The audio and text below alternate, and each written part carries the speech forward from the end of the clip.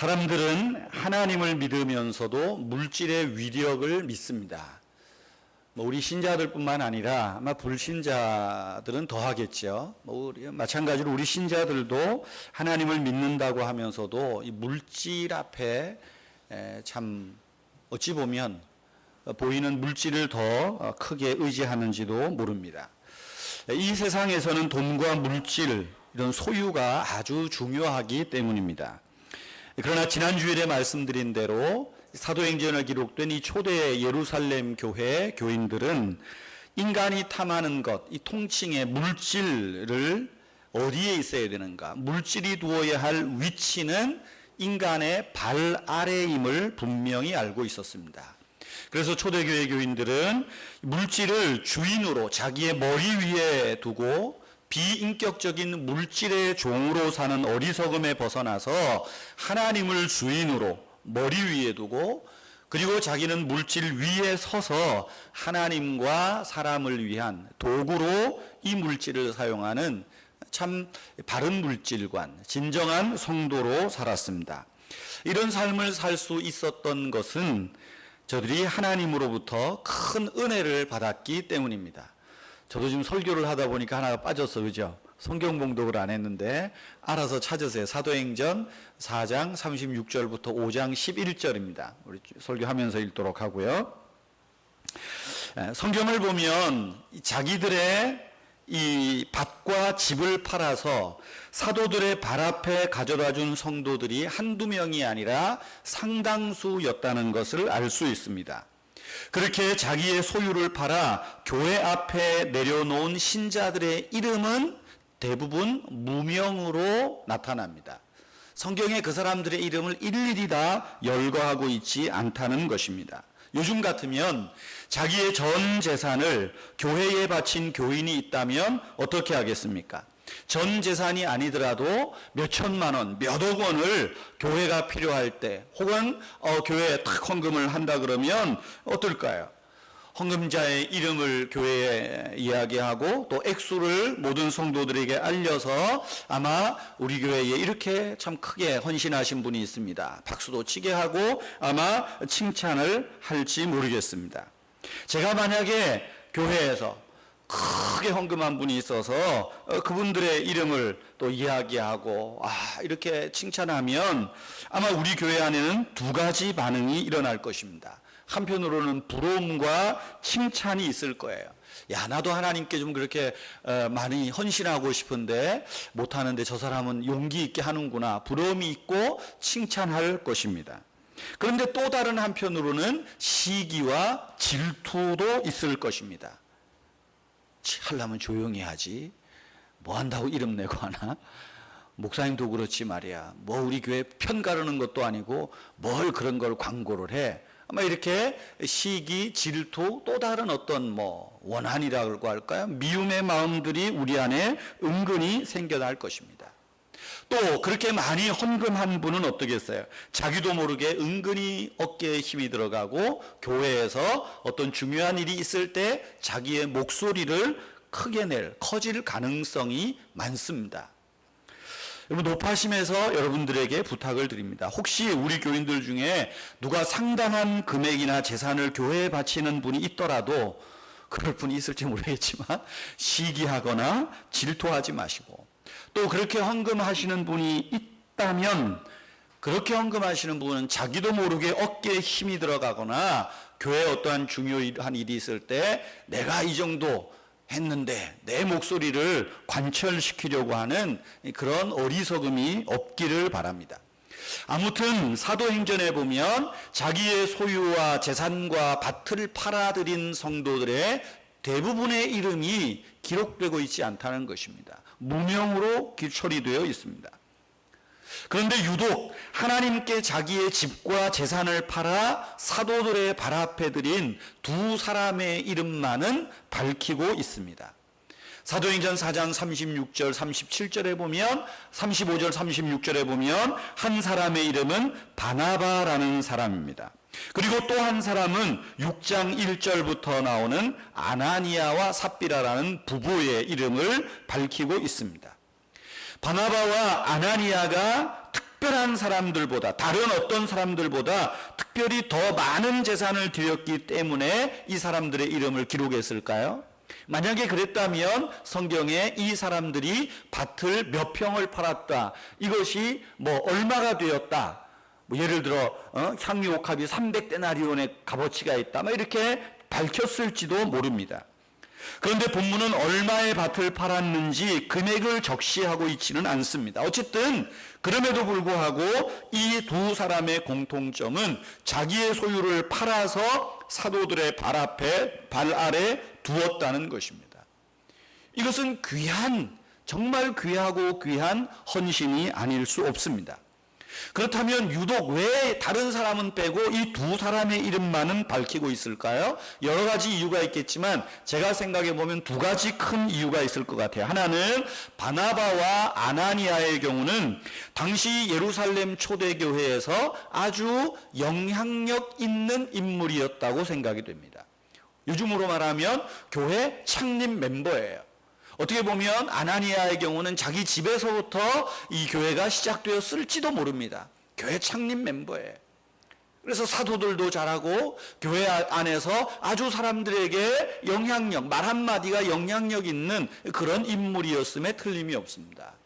또 한 가지 이유는 이 두 사람의 자기의 소유를 팔아 드렸던 이 행동은 앞으로 교회가 어떤 모습으로 나아갈지, 앞으로 교회의 방향을 결정짓는 아주 중요한 결과가 있기 때문에 이 두 사람의 이름을 밝히고 이 두 사람의 헌신의 결과까지도 성경의 사도행전에 세세하게 기록하고 있다는 것입니다. 여러분, 이 두 사람이 자기의 소유와 밭을 팔아서 하나님 앞에 드렸습니다. 그런데 결과가 정반대로 나타났습니다. 바나바는 사도들의 신임과 수많은 사람들의 신임을 얻고 초대교회의 기둥 같은 인물로 우뚝 섰는가 하면 아나니아 부부는 하나님의 심판을 받아서 죽고 말았다는 것입니다. 마치 구약에서 아벨과 가인이 하나님께 제사를 드렸는데 아벨의 제물은 받고 가인의 제사는 받지 않으셨던 것 같은 그 결과가 지금 여기에 기록되고 있다는 것입니다. 여러분, 두 사람이 자기의 소유를 팔아 하나님께 드렸음에도 불구하고 정반대의 결과가 나타났습니다. 아시는 대로 아나니아는 절반은 감추고 절반은 드렸기 때문에 이왕 팔았으면 다 드리지 왜 치사하게 반만 드려? 반만 드린 것 때문에 그랬을까요? 이따 말씀드리겠지만 그런 이유는 아닙니다. 왜 이런 일이 벌어졌을까요? 오늘 저는 이 두 사람의 모습을 통해서 이 다른 헌신, 다른 결과, 왜 이런 일이 일어났을까에 대해서 말씀을 드리려고 합니다. 여러분, 먼저 바나바를 보십시다. 바나바의 원래 이름은 요셉입니다. 이 사람은 구브로 출신으로 레위족이에요. 구브로 출신이라는 말은 이스라엘 본토 출신이 아닙니다. 예루살렘 출신도 아니고 아마 로마가 이스라엘을 압제하고 식민 통치를 하니까 이 바나바의 아버지 부모가 다른 나라로 이민을 간 것 같아요. 그래서 구브로는 섬입니다. 섬. 지중해 연안에 있는 섬인데 이 섬으로 이주해서 살다가 거기에서 아들을 낳았는데 그가 요셉이라는 거예요. 요셉. 구브로 출신이라는 말은 그 말입니다. 그런데 레위족이래요. 그 가문이 레위 지파라는 것입니다. 레위 지파는 구약에 보면 제사장 지파예요. 그런데 사실 바나바는 제사장 지파 중에서도 아마 족보로 따지면 제사장 지파의 레위 지파의 끄트머리에 있었던 것 같아요. 그러니까 예루살렘에 살지도 못하고 그 부모가 이민을 갔던 거겠죠. 그러니까 구브로 출신 레위족이라는 말은 다르게 말하면 레위 지파지만 평범한 지파라는 거예요. 평범한 사람. 요즘으로 말하면 평신도 좋은 의미지만 이름 없이 빚도 없이 수고하는 그런 사람이다라고 하는 것입니다. 그리고 이 사람의 원래 이름은 요셉입니다. 요셉. 그런데 평소에 구브로 사람 레위 지파인 요셉의 행동이 남달랐던 것 같아요. 그래서 사도들이 이 구브로 출신 요셉에게 닉네임을, 별명을 붙여줬는데 그 별명이 바나바라는 것입니다. 바나바. 바나바라는 이름은 사도행전 4장 36절에 나오지만 위로의 아들이라는 말입니다. 위로의 아들, 격려의 아들, 그런 의미가 있어요. 위로라는 말, 성령이라고 우리가 표현할 때 성령이 파라클레이토스라는 말이에요. 위로라는 말은 파라클레이세오스라는 말이에요. 같은 의미입니다. 그러니까 다르게 말하면 바나바는 위로의 사람이지만 이 위로와 격려가 어디에서 나오는가? 성령 충만한 사람이었다. 성령에 사로잡힌 사람이었다. 그렇게 말할 수 있죠. 아무튼 이 위로의 아들이라고 별명을 붙여주었던 이 바나바가 자기의 밭을 팔아서 사도들의 발 앞에 두었습니다. 이름을 굳이 밝힌 것은 말씀드린 대로 이 바나바가 팔아들인 금액이 다른 사람들보다 많아서도 아니고 특별해서도 아닙니다. 이미 바나바는 사도들과 당시 교인들에게 인정받고 영향력을 끼치고 있었던 사람들이었고 초대교회의 사도들을 도와 복음 선교에 앞장섰던 아주 중요한 인물이었다는 것을 밝히는 거지 단지 재물을 바쳤기 때문만은 아니라는 것을 강조하고 있는 거예요. 다르게 말하면 바나바는 자기의 밭을 팔아들이기 훨씬 이전부터 하나님이 기뻐하시는 헌신된 삶을 살고 있었던 인물이라는 것입니다. 여러분, 바나바가 하나님이 기뻐하시는 헌신된 삶, 어떤 헌신된 삶을 살았을까요? 첫째는 자기의 필요보다 다른 사람의 필요를 먼저 생각하는 사람이었다는 것입니다. 여러분, 교회에는 부자와 가난한 자가 섞여 있습니다. 많이 배운 자와 적게 배운 사람이 섞여 있습니다. 여당 지지자와 야당 지지자가 함께 어울려 있습니다. 여러분, 여러 부류의 사람들이 어울려 있다는 것은 자칫 잘못하면 교회 안에도 여러 부류의 사람들이 끼리끼리 될 수 있다는 거예요. 부자는 부자끼리, 사업을 하는 사람은 사업을 하는 사람끼리, 여당 지지자들끼리, 야당 지지자들끼리, 배운 사람들끼리, 배운 사람도 스카이 나온 사람들 중심, 그죠? 압구정동에 어느 교회 가면 경영인 중심해가지고 대기업 회장님들, 사장님들 모임이 있대잖아요. 그래서 지난 정권 때 대부분 막 강요 들어가고 그랬죠. 어쨌든 이 끼리끼리 될 가능성이 많다는 거예요. 우리 교회도 예외는 아닙니다. 그럴 가능성이 얼마든지 있어요. 이 교회예요. 여러분, 이런 구조 속에서 헌신된 삶은 어떤 모습이겠습니까? 나의 필요가 아니라 다른 사람의 필요를 돌보는 거예요. 이게 헌신의 삶입니다. 하나님의 앞에 얼마나 많은 헌신을 드리고 시간을 드리느냐 중요하지만 여러분, 이 교회 공동체 구조 안에서 배운 사람은 못 배운 사람의 필요를 돌보아주고 부자는 가난한 사람의 필요를 돌보아주는 것, 이것이 하나님께 헌신하는 헌신의 삶이라는 것입니다. 이것을 하나님이 기뻐하시는 거예요. 바나바의 삶이 그랬다는 것입니다. 마이클 샌번이라고 하는 사람이 쓴 우체부 프레드라는 책이 있습니다. 이 이야기는 그저 지어낸 이야기가 아니라 이 샌번이 우체부 프레드를 만나고 프레드를 통해서 감동받은 이야기를 글로 쓴 이야기예요. 마이클 샌번은 이렇게 리더십 강의를 하고 미국 전역을 다니면서 세계 전역을 다니면서 강연하는 사람입니다. 그러다 보니까 집에 비는 시간이 많아요. 그런데 이 프레드가 마이클 샌번의 집에 오면 항상 집이 비어 있으니까 이 어떻게 하면 좋을까 해서 마침 샌번이 있을 때 만납니다. 그래서 샌번에게, 선생님, 당신에게 온 우편물을 집이 비어 있을 때 함부로 두는 것은 위험합니다. 어떤 일을 하십니까? 물어봤더니 자기가 하는 일을 이야기해요. 그러면 선생님, 내가 당신이 강연 나갔다가 들어오는 그 시점을 알려주시면 우편물을 모아서 그때 갖다 드리겠습니다. 그러니까 샌번이 그래요. 그럴 필요 없다고. 그냥 저쪽에다가 잘 묶어서 놓아주시면 제가 오면 됩니다. 아닙니다. 우편물을 쌓아두면 도둑이 들어와서 이렇게 훔쳐갈 가능성이 많기 때문에 제가 사전에 차단하기 위해서 그렇습니다. 그래서 샌번이 그러냐고. 그래서 항상 스케줄들을 이렇게 문자로 알려주고 그렇게 했습니다. 샌번은 1년에 반 이상을 그렇게 한 달씩 두 달씩 비워요.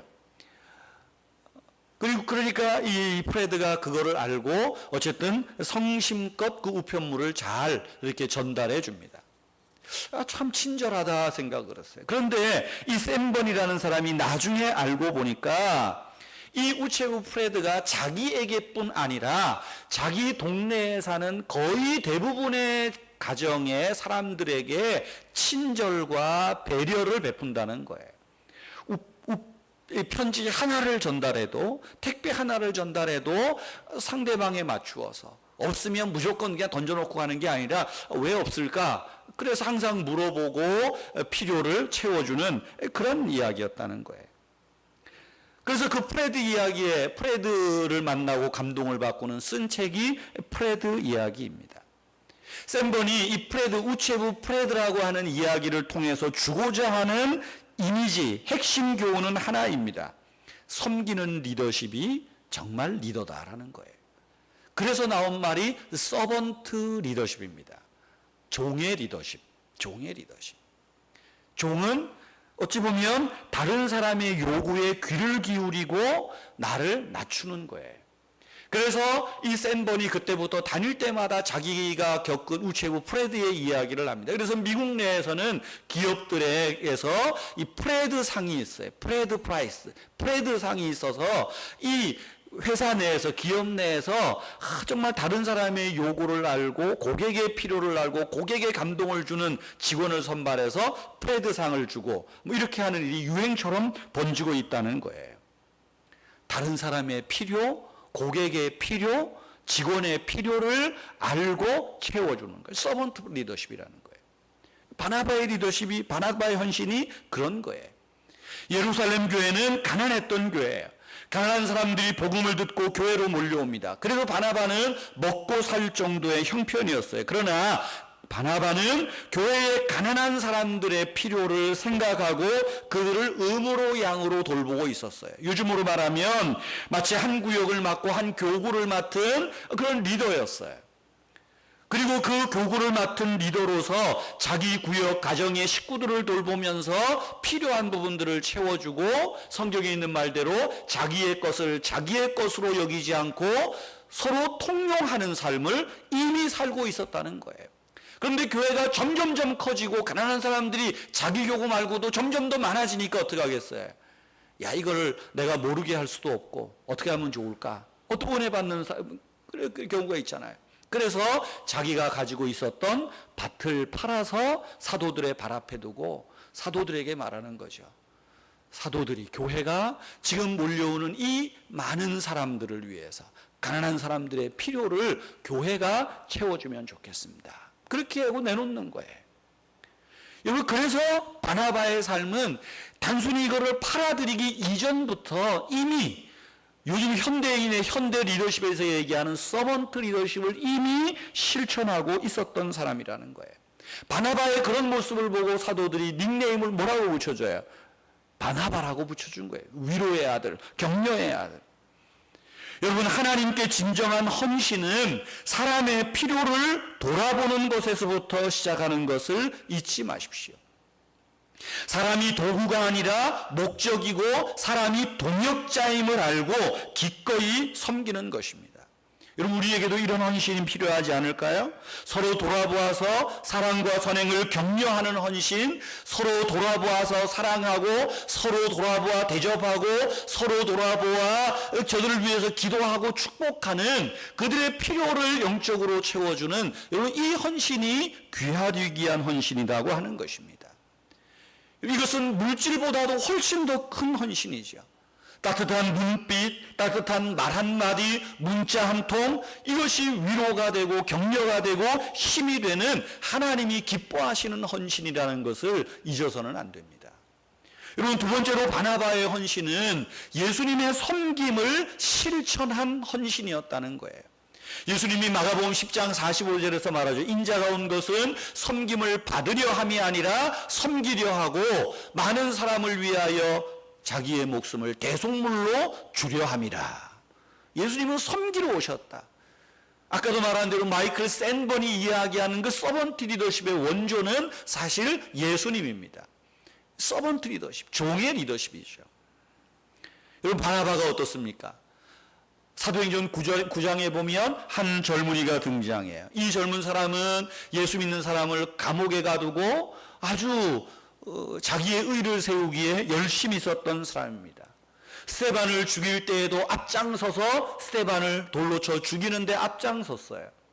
사도행전 9장에서는 예수 믿는 사람들이 다메섹에 많이 살고 있다는 것을 알고 그 사람들을 잡으러 가던 중에 예수님을 만나죠.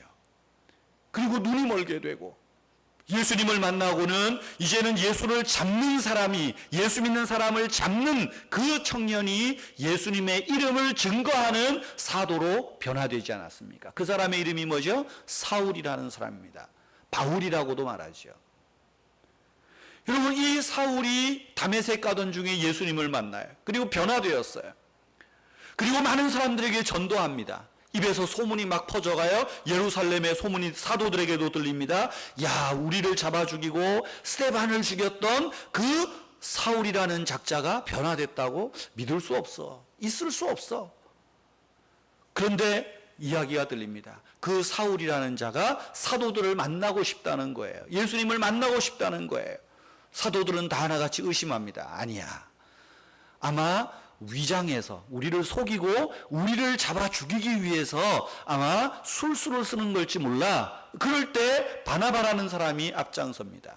아니요, 한번 믿어봅시다. 그렇다면 내가 가서 그 사울이라는 청년을 한번 만나보겠습니다. 그리고 바나바가 사울을 만납니다. 사울을 만나서 그의 이야기를 다 듣고 변화된 이야기를 듣고 정말 성령께서 그를 변화시켰다는 것을 알고는 사울을 데리고 바울을 데리고 예루살렘으로 오지요. 그리고 사도들을 만나게 하고 그 앞에서 간증을 시키고 신앙 고백을 하는 그런 일들이 일어나게 됩니다. 그것으로 끝나지 않죠. 안디옥이라고 하는 지역에 예수 믿는 사람이 많아졌는데 그를 지도할 목회자가 없었어요. 사도들이 갈 수가 없으니까 바나바를 안디옥 교회에 하나의 평신도 목회자로 보냅니다. 바나바가 가서 안디옥에서 사역을 열심히 잘합니다. 교회가 점점 더 부흥합니다. 야, 이제는 내 힘으로 안 되겠다. 또 다른 사역자가 필요하겠다. 그렇게 보니까 자기가 사도들에게 소개시켜줬던 바울이 사역지가 없는 거예요.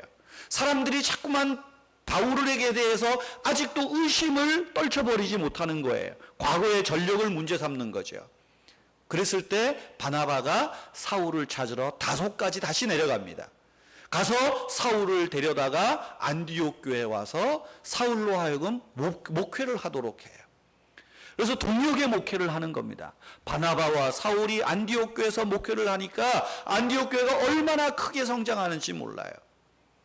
그리고 교회가 성장하니까 이제 우리가 선교하러 가자. 그리고 바나바와 바울이 선교사로 떠나게 됩니다. 그런데 그때부터 중요해요. 그 다음부터 바나바가 어떻게 합니까? 철저하게 사울을 자기보다 앞세운다는 거예요. 바나바가 2인자로 내려가는 겁니다. 여러분, 바울은 바나바가 없었다면, 아마 바나바가 없었다면 그렇게 위대한 사도가 되지 못했을 수 있어요. 사도들에게 배척받고 비주류로 살았을지 모릅니다. 그런데 바나바는 철저하게 바울을 말을 듣고 바울을 믿어주고 바울 속에서 역사하시는 성령님의 감동을 보고 예루살렘 교회에 중매를 쓰고 시험 보증한 거예요. 그리고 뿐만 아니라 자기의 사역하던 교회를 바울에게 내어주고 그리고 바울과 함께 선교를 떠났을 때에도 이제는 바울을 앞세우고 바나바는 뒤에서 서번트 역할을 하는 거예요. 돕는 역할을 하는 거예요. 이것이 진정한 섬김이라는 것이죠. 이것이 진정한 섬김이라는 거예요. 다른 사람의 필요를 채워주고 기꺼이 사람의 뒤에 서기를 즐겨하는 것. 여러분, 바나바의 이 헌신이 있기 때문에, 이 아름다운 삶이 있기 때문에 어때요? 사도행전 4장에서는 바나바이가 하나님 앞에 마음뿐 아니라 물질로도 헌신했던 이 귀한 일들을 기록하고 있는 것입니다. 여러분, 물질의 크기보다도 마음의 크기, 사람을 격려하고 믿어주고 앞세우는 그 마음 중심의 헌신을 사람들에게 알게 하려는 의도 때문에 바나바의 헌신을 이렇게 이름을 밝히고 기록하고 있는 거예요. 여러분 11장 24절을 한번 보세요. 사도행전 11장 24절에 보면 바나바의 인물 됨됨이를 한마디로 이렇게 말하고 있어요. 사도행전 11장 24절, 저를 찾으셨으면 함께 읽겠습니다. 다 같이 읽습니다. 바나바는 착한 사람이요 성령과 믿음이 충만한 사람이라 이에 큰 무리가 죽게 더하여지더라. 바나바를 뭐라고 읽었습니까? 착한 사람이라고, 성령과 믿음이 충만한 사람이었다고. 여러분, 이런 진정한 헌신의 결과가 어때요? 많은 사람들을 주께로 돌아오게 하는 헌신이었다는 것입니다. 바나바의 헌신의 결과는 자기의 이름만 높아지는 것이 아니라 자기의 헌신을 통해서 허다한 많은 사람들, 큰 무리가 주께로 돌아오게 하는 헌신, 돌아오게 하는 헌신.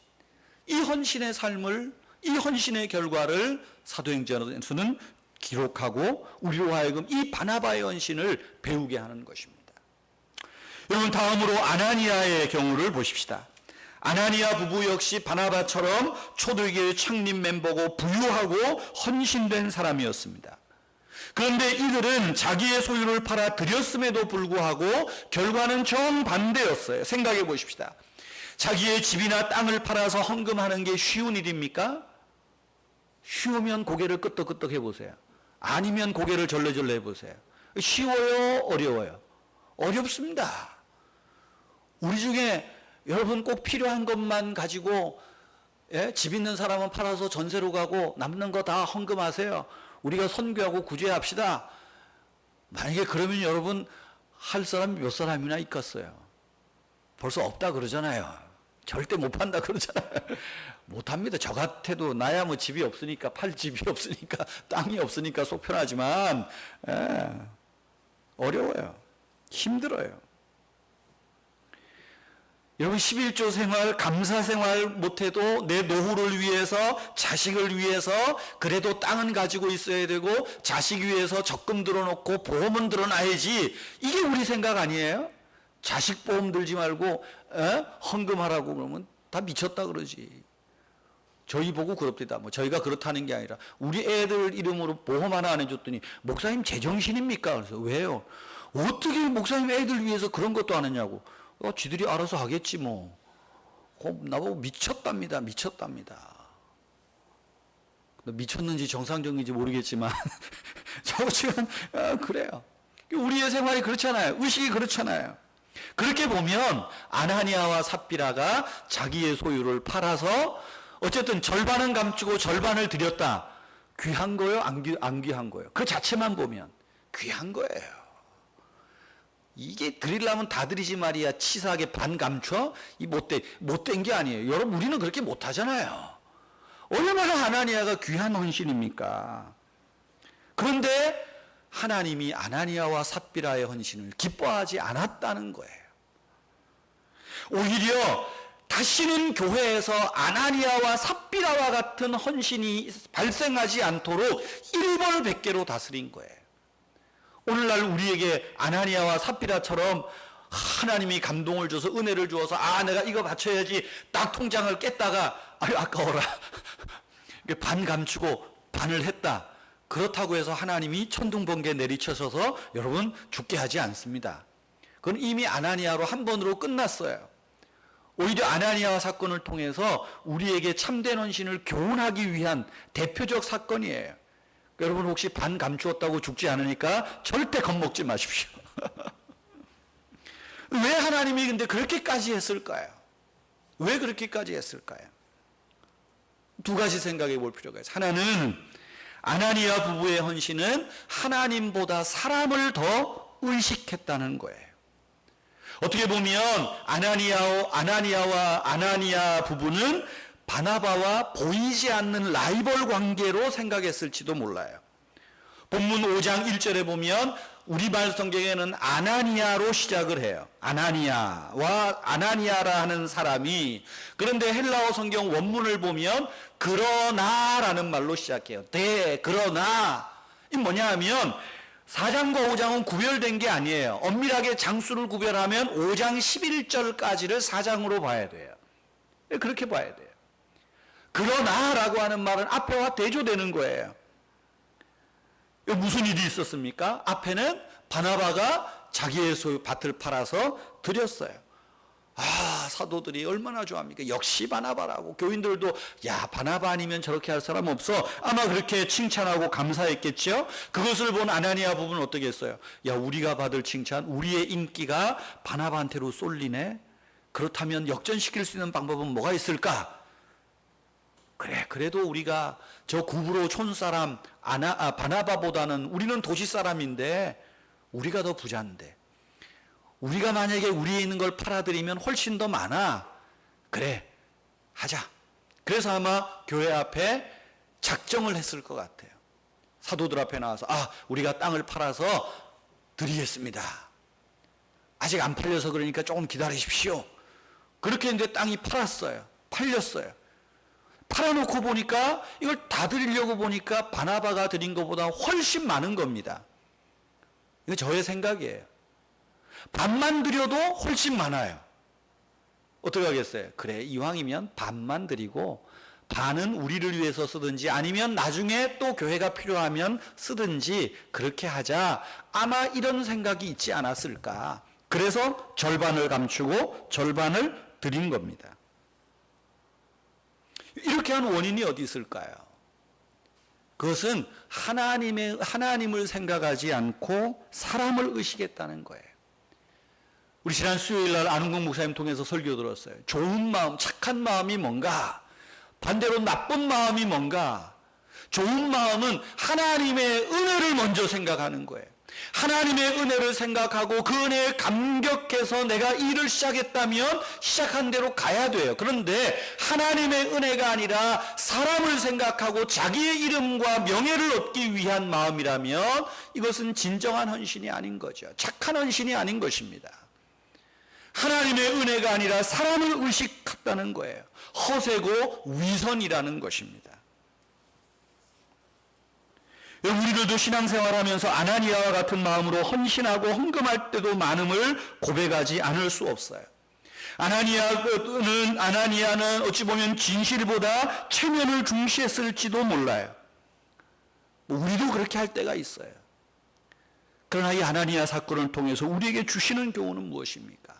체면보다 더 중요한 것은 하나님의 은혜를 받은 그대로 내 중심에 대한 헌신, 내 중심에서 나오는 감사, 내 중심에서 나오는 헌신, 이것으로 돌아서라는 메시지를 우리에게 주고 있는 것입니다. 여러분, 그래서 이런 아나니아의 헌신을 성경은 뭐라고 말합니까? 거짓된 헌신이었다고 말하고 있습니다. 이들은 자기들이 하는 헌신은 하나님을 속일 수 있었다고 생각을 해요. 여러분, 5장 3절 말씀 보세요. 베드로가 어떻게 말합니까? 베드로가 이르되 아나니아야, 어찌하여 사탄이 네 마음에 가득하여 네가 성령을 속였다는 거예요. 땅값 얼마를 주었느냐. 성경은 사탄을 가리켜 거짓의 아비라고 말합니다. 속임수의 아버지라고. 다시 말하면 아나니아는 지금 사탄에게 속한 사탄의 자식으로 전락해버리고 말았다는 것입니다. 사람을 의식하고 자기 체면을 세울 수 있을지는 모르지만 하나님을 속일 수 없다는 것을 아나니아는 몰랐던 거예요. 여러분, 4절 말씀에서 베드로는 어떻게 말합니까? 땅이 그대로 있을 때에 네 땅이 아니며 판 후에도 내 마음대로 할 수 없더냐? 어찌하여 이 일을 내 마음에 두었느냐? 사람에게 거짓말한 것이 아니요 하나님께 거짓말한 것이다. 거짓말의 죄예요.